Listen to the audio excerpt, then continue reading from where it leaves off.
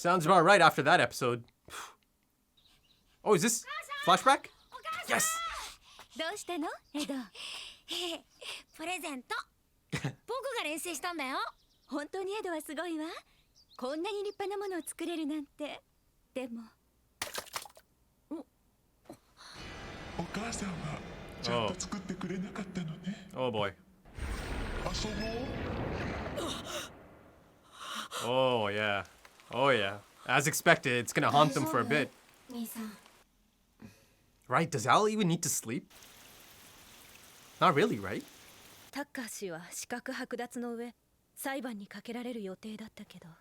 But? 死んだわ、二人とも。Oh, right. いずれわかることだから教えておくわね。殺されたのよ。見ない方がいい。It's quite the scene. Totally slipped my mind for a second. Oh, the whole squad's here.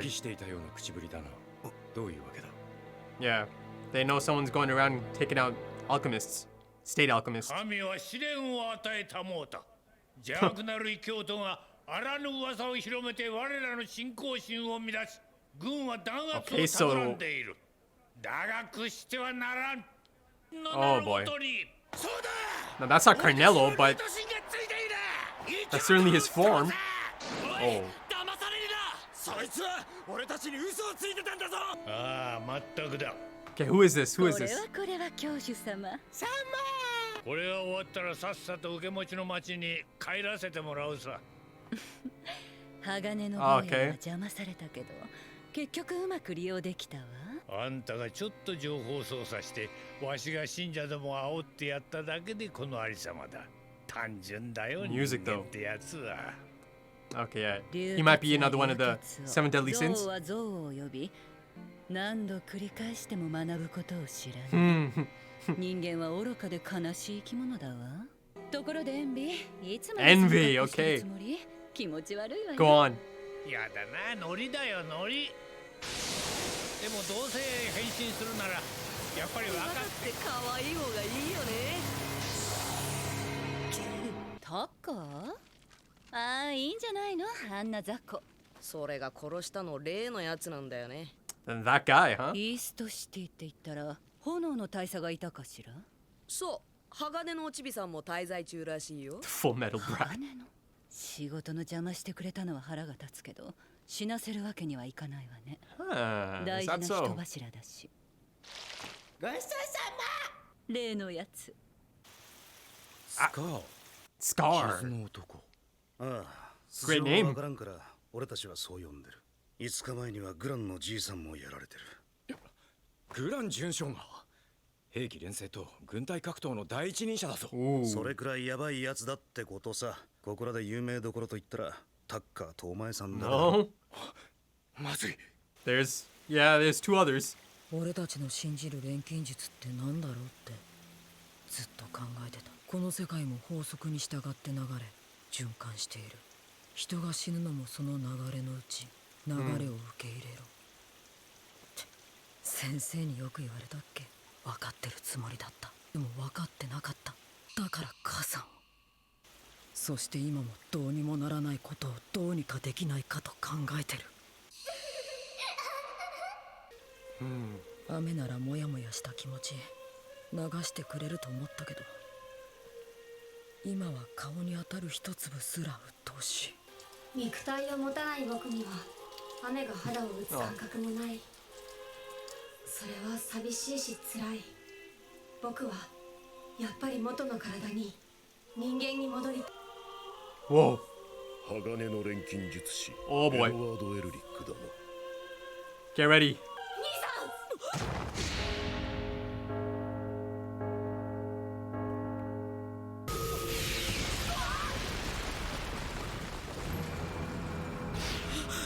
Scar. Oh boy. やばい He's trouble, man. He's gonna give you quite the fight. やばいやばい。ある、捕まれ。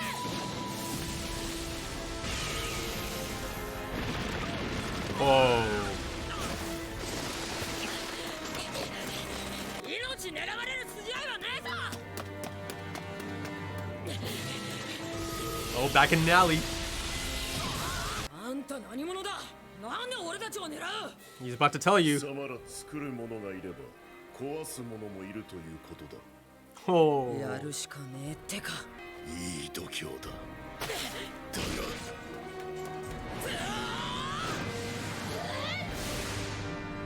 遅い。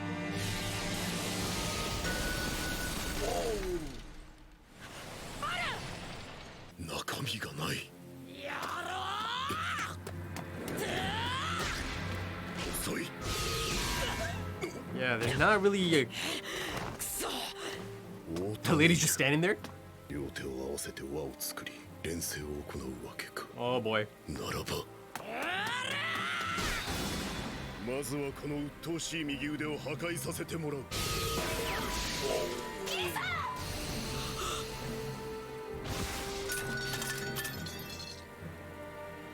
Look at this. 神に祈る間をやろう。 They'll show up just in time, but wow, this is quite the 祈りたい beatdown. 神様がいないんでね。取って逃げるんだよ。やめろやめろやめろ。貴様。 There you go. そこまでだ。随分と派手に暴れてくれたな、スカ。一連の国家錬金術師殺しの犯人として貴様の身柄を Don't think it's gonna be that easy, boy. 錬金術師とは元来あるべき姿を異形へと変えるもの。それすなわち万物の創造したる神への冒涜。お前たちは手を出すな。マスタング大佐。 Oh boy. マスタング、炎の錬金術師、自ら裁きを受けに出向いてくるとは。今日はなんと良き日よ。我が名を知ってなお戦いを挑むか、愚か者め。 Look at this. 雨の日は無能なんですから。あ、そうか。こう閉めてちゃ火花出せないよな。炎を出せぬとは好都合だ。国家錬金術師、我が使命を邪魔する者、この場の全員を滅ぼす。 I'm strong.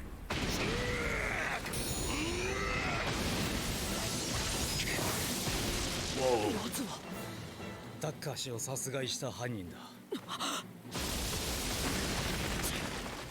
やつが。スカ少佐、あまり町を破壊せんでください。何を言う。破壊と創造は表裏一体。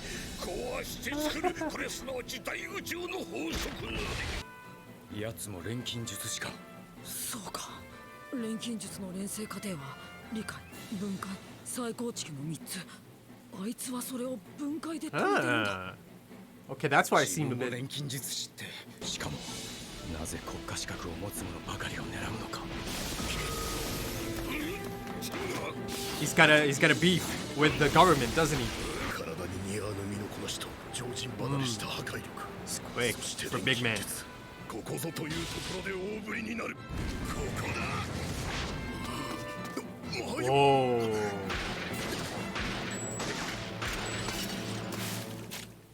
He's gonna retreat? Look at those eyes, man. Piercing red eyes. 赤いイシュバールの民か。 Whoa. 目。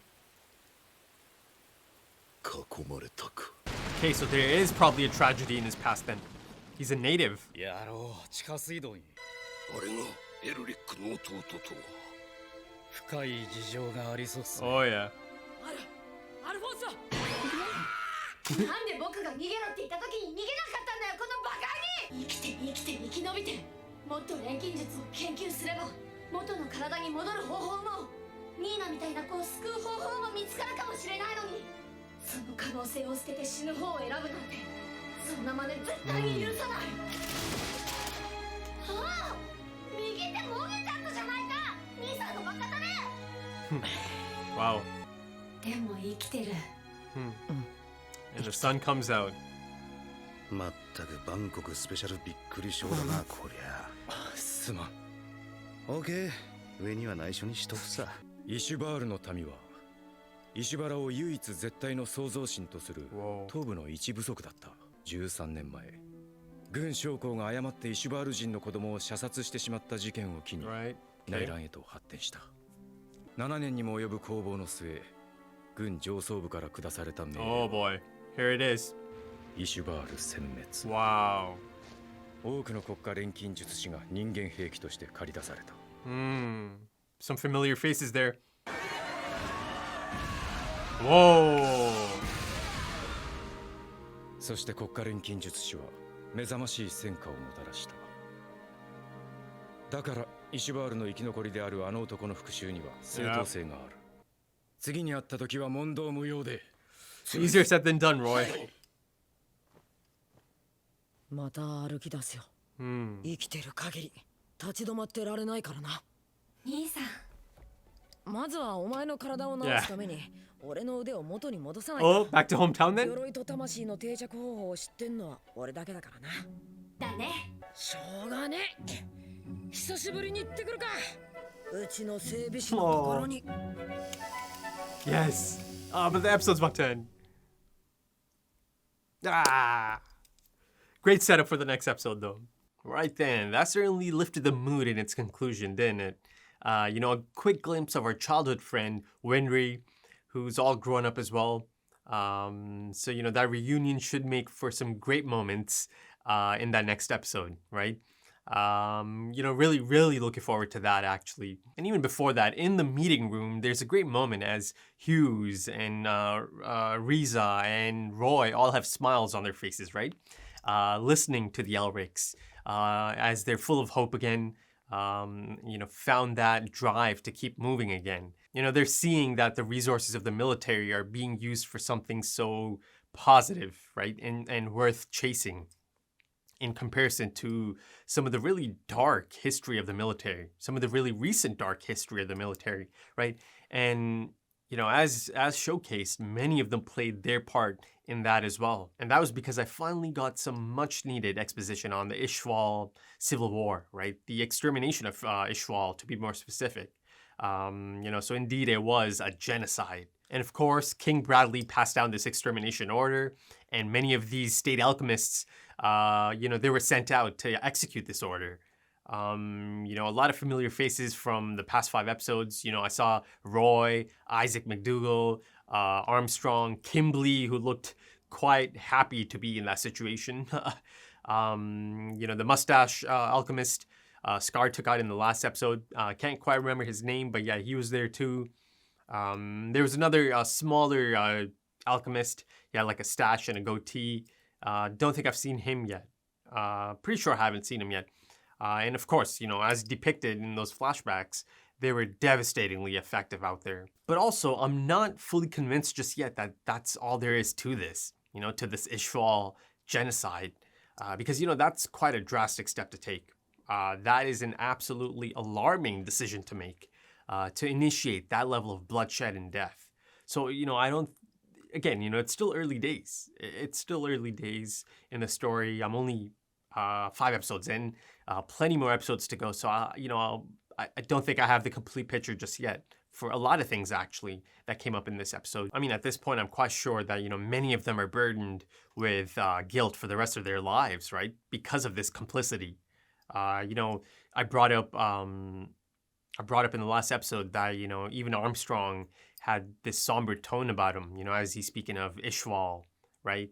Not the usual goofy Armstrong. I saw that appearance once again in this episode, but yeah. I mean, essentially, they did become war criminals, right? And I'm sure there's a lot of PTSD in there for many of them. There's that moral complexity of following orders versus, drawing the line or, standing your ground and drawing a line. I mean, it was clear in episode 1, right? That Isaac's stance on this certainly had some legs to it, right? Fighting against the high command as a rebel and ultimately trying to take out Bradley as well. So yeah, it was clear even back then in episode 1 that, Isaac isn't just some lunatic, right? Now that whole dogs at the military tag is really starting to make sense. The whole guilty by association aspect to it. So being a state alchemist, even a new one who had nothing to do with, the atrocities from Ishval, you're guilty by association, essentially. Now, I wasn't really expecting Scar to run into the Elric brothers so early after, the last episode, but I guess, they're in the exact same area, so yeah, it makes sense that, yeah, you ran into him pretty much immediately after the events of the last episode. I've seen him over the span of 2 episodes now, and he has become one of the most interesting characters of this expanding roster, right? This Ishvalian native, essentially a refugee from Ishval, right? Who is going after state alchemists specifically, for their direct roles in the atrocities committed in his homeland. It was great to see his beliefs on the matter explored a bit further in this episode. This highly skilled individual, right? Most impressive. Even Ed, almost immediately Ed realizes, okay, no. But yeah, it was great to see that, this newly introduced character has already been established as such a fascinating character, and his antipathy for alchemists, right? So it was great to see a bit more about his, or learn a bit more about his background, his crusade. So, he considers it desecration to alter the original form of matter, right? How God has created things. And alchemists being the ones responsible for this desecration, right? So fundamentally, he does not accept the practice of alchemy, right? Because it defiles God's creations. Ishwala, according to Roy's exposition dump. So, that's the one true God they believed in, or they believe in still. But the really interesting thing here is that despite these religious convictions, he uses alchemy himself, right? Perhaps to level the playing field a bit. So I thought that was quite interesting. And even some of the characters in the show thought it was quite interesting, But, that is the extent of his hatred, or that is the extent of his vengeance, or, the need for vengeance, or the urge to attain vengeance. That is the extent of his rage. And, I find it interesting that Roy does not blame him one bit, right? He understands. He completely understands, and he's quite open about that in front of everyone. I mean, I thought it was quite clear that, the Flame Alchemist, Roy Mustang, and Scar was a story beat in this episode. They were both featured in the mid-episode card as well. And I feel like that was by design. Surely that was by design as well. You see that Scar had a really specific reaction to finding out that the Flame Alchemist was present as well. So I don't think any of this is just coincidence, right? This pairing. And I do think there is more to this. It still feels like early days. Like I said earlier, I think this is going to pull the curtain back a bit more as the story plays out. And this certainly showed us just how devastatingly effective the Flame Alchemist can be, right? Just how devastating Roy Mustang can be. Of course, there's also, in this episode, there's kind of like a comedic tone, right? Him not being able to create a spark. I'm guessing that glove is for that spark, right? And both Armstrong and Roy have the circles on their gloves, right?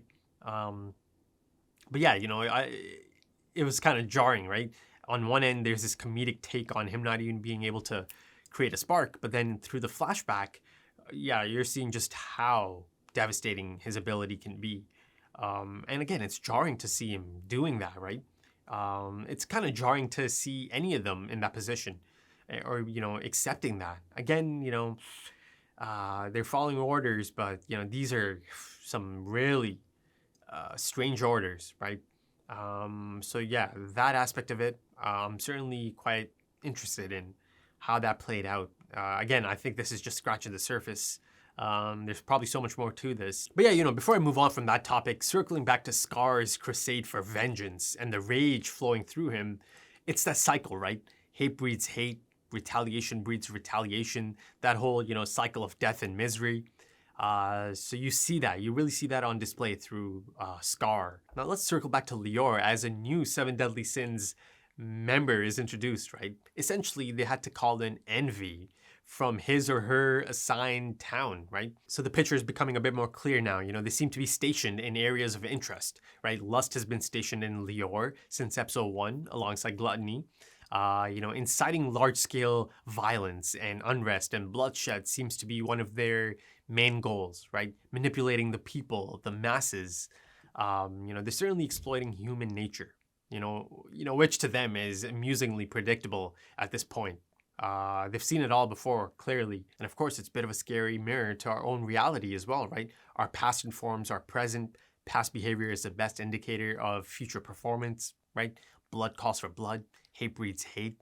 You know, and these Seven Deadly Sin members are out here tapping into it, right? Because they know how predictable these patterns are, how predictable these cycles are. Again, it feels like they've all seen this before. And of course, you know, they're not human.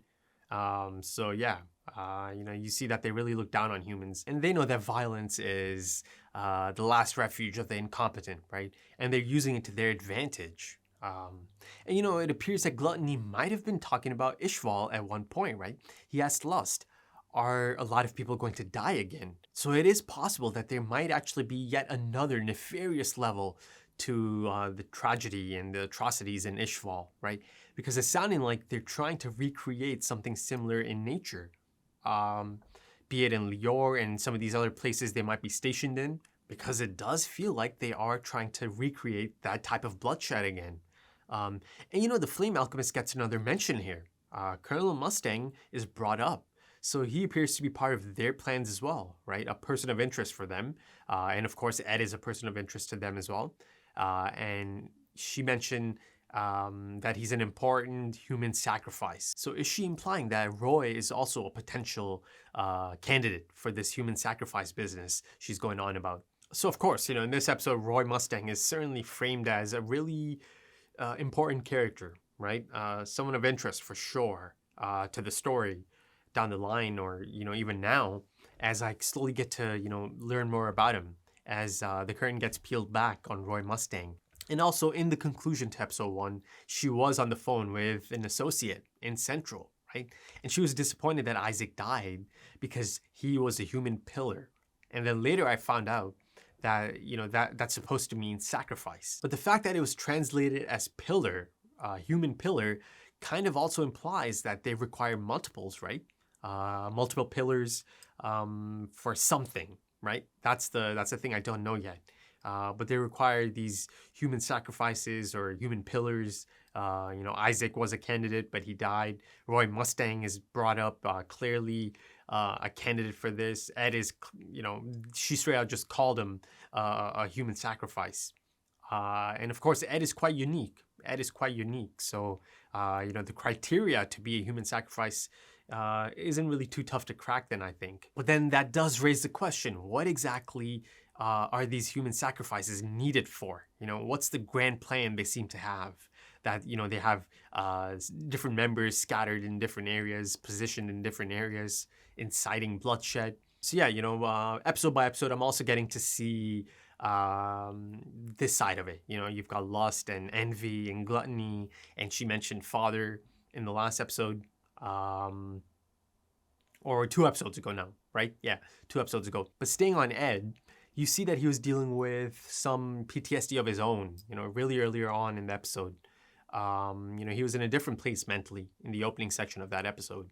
And it was tough. It was tough for Al to see Ed in that state, you know, lost to sorrow and misery, to lose hope like that. You know, it's tough for Al to see his brother in that state. And of course, you know, adequately titled episode, The Reign of Sorrows. And as expected, the events of that last episode really played a major part, right? Especially on Ed. That helplessness really affected Ed. You know, to see the sweet little girl just, you know, taken like that, and he couldn't do anything, right? He was made to feel absolutely useless, inadequate, right? Some of his fundamental beliefs are kind of tossed out, right? In the ending of that episode, he really took that hard. In that last episode, you know, there's a really powerful scene on the stairs, as he truly realizes how small they are, right? And you know, another angle to this is the fact that Al puts a lot of faith in his... and then there's another angle to this, right? Because Ed is Al's hope, right? Al puts a lot of faith in his older brother, right? His big brother. Though, you know, Al certainly played a bit of a big brother role in this episode for him, right? And I can see this kind of thing happening down the line as well. Him, you know, Al having to step up every now and then to be harsh, you know, or have to be harsh. You know, I see Al really put it out there in this episode, right? He was baffled at the notion that Ed was giving up to Scar, And you know, there's this great line: only an idiot chooses the path that leads to death, right? So he did not like that one bit. He didn't like his brother's attitude one bit, that he was ready to give up his life, right? And give up the chase, give up the pursuit. And you know, just a couple of episodes ago, you see Ed has this absolute belief in alchemy, right? And I'm speaking of in that church, as he's speaking with Rose, right? But here you see that after yet another staggering experience or setback, he wasn't all too sure anymore about any of this. He's been carrying this burden, right? That he's wronged his brother. He carries this pain all the time since that incident. And now he's having doubts about the thing he so strongly felt could lead to a fix for this wrong, right? To help him atone. But yeah, ultimately this was going to happen at some point, right? Even though he seemed rock solid for a few episodes in his absolute belief in alchemy. And I do think it's a good thing. I think it's a good learning experience. It's good that he tackles these questions, you know, or has to go through this phase. And, you know, perhaps he even has a better understanding of how Rose felt, right? At the notion of just losing that last bit of hope, that thing she was really hanging on to, just like Ed hangs on to alchemy, right? His absolute belief in alchemy and all the things it can make possible. But also, you know, it's starting to become clear that the idea of something other than himself being in control of his decisions or perhaps even shortcomings, you know, that idea petrifies Ed. You know, once again, it goes back to something he told Rose, get on your feet and walk your own path, right? You know, don't expect anyone else to do it for you. Don't depend on anyone, right, to do it for you. Or lay out a path for you. You know, essentially, I do think that throughout this series, he might learn to depend on other people or rely on other people or learn that it's okay to rely on other people, you know? But, you know, that might take some time, some experiences, and again, a long series, so every chance that he's going to have all kinds of experiences. But yeah, I think that's about it. I think that's about it for this one. Yeah, it's great to be 5 episodes in. If you enjoyed that, consider dropping a like, consider dropping some comments, give me your thoughts. If you're interested in early access to the next episode right now, or perhaps even full length for this episode, consider checking out the link in the description for patreon.com. Also, I'm on social media if you're into that. Twitter specifically, the link is in the description or the pinned comment. Check out the Twitter page. But yeah, that's about it for this one. Great setup for the next episode. It should be a fun reunion. I'm sure there's going to be another aspect to it as well, but you know, it should be great to see them kind of reunited and the dynamic, right? They do have a great dynamic. Winry and Ed and Al, childhood friends essentially, right? So that should be fun. So yeah, looking forward to that. So thank you for joining me for this one, and thank you for your time, and I hope to see you again soon for the next one. So until then, take it easy.